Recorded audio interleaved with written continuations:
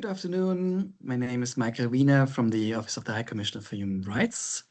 And many thanks for this invitation to this timely side event on plural traditions and the normative order. Unfortunately, I cannot be with you in person, but the organizers have kindly asked me to record a video message. So in my short presentation, I would like to focus on two recent peer-to-peer learning exchanges which actually focused on related questions that have also been alluded to under item 10 of the ongoing session of the expert mechanism on the rights of indigenous peoples. So let me just read the last of the guiding questions about the persistent challenges and experiences in overcoming obstacles with an emphasis on innovative approaches and lessons learned. So let me turn to the first example, which actually was a meeting that we organized last October, convening in partnership with the BGBI 980 Institute and also Dharma Alliance. This was actually the 6th annual meeting of the Faith for Rights community of practices. The first part was in Siem Reap in Cambodia, and the second part in Bangkok in Thailand. The meeting spotlighted Dharmic traditions, so Buddhist, Hindu, Jain, and Sikh, as well as indigenous perspectives on human rights and peace building. And actually it represented a pivotal stage in the evolution of the dialogue between spiritual wisdom and universal human rights. It built upon years of collaboration among faith-based actors, scholars, and human rights practitioners, actually going back to the 2017 Beirut Declaration and its 18 commitments on faith for rights. And it expanded the moral and intellectual scope of this initiative by engaging deeply with Dharmic and indigenous perspectives. So that's also the link to the topic of your side event.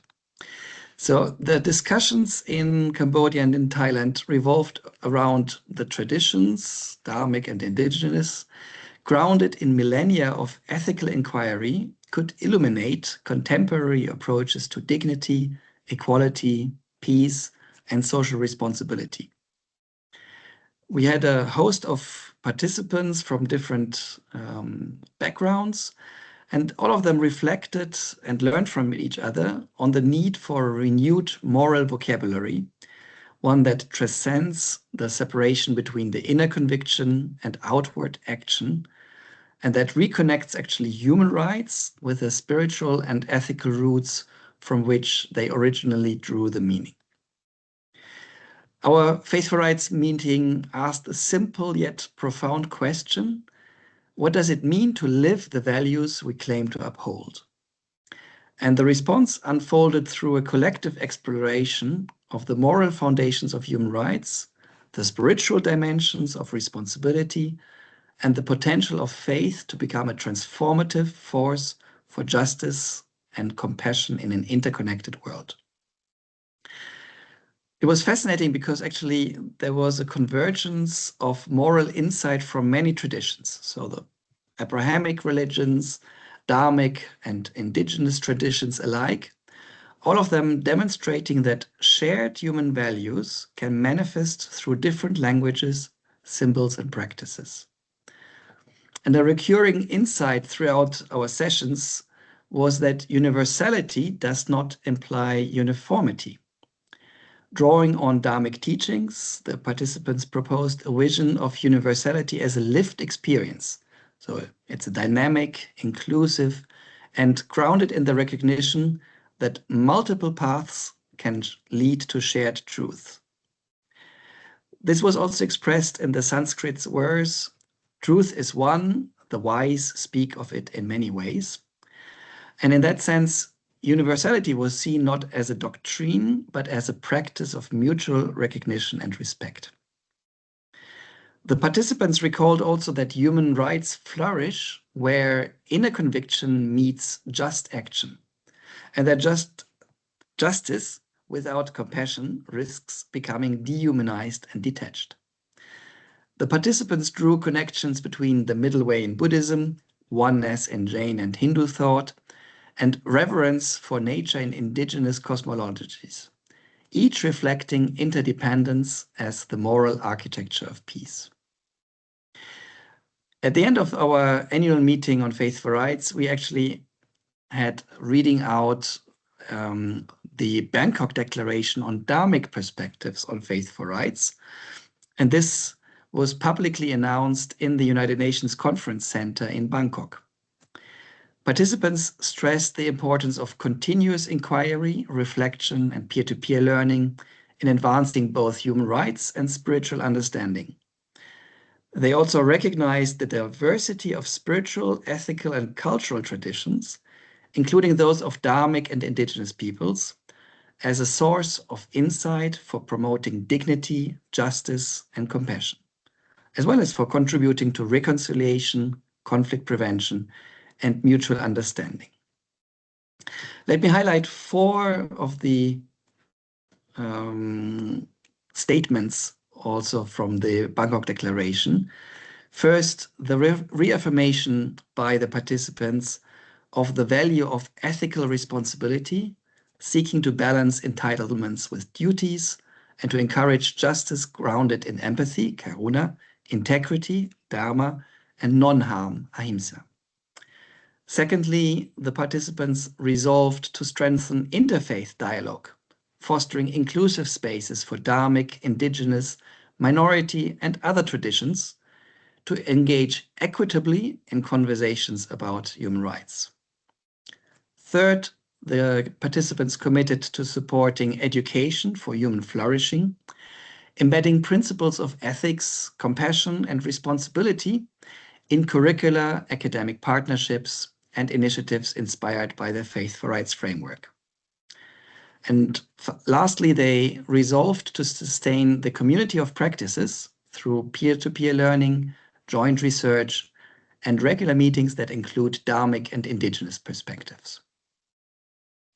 So these recommendations from the Bangkok Declaration of last October bring me to my second example, which was very recently, last month in Geneva and online, our quarterly community of practice meeting.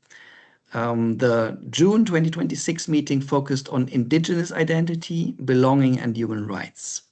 So very much related also to the questions that you are discussing at the MRIP session. And our peer-to-peer learning event last month was organized in partnership with the Observatory on Human Rights at the UN and QUI Meet with Indigenous Peoples.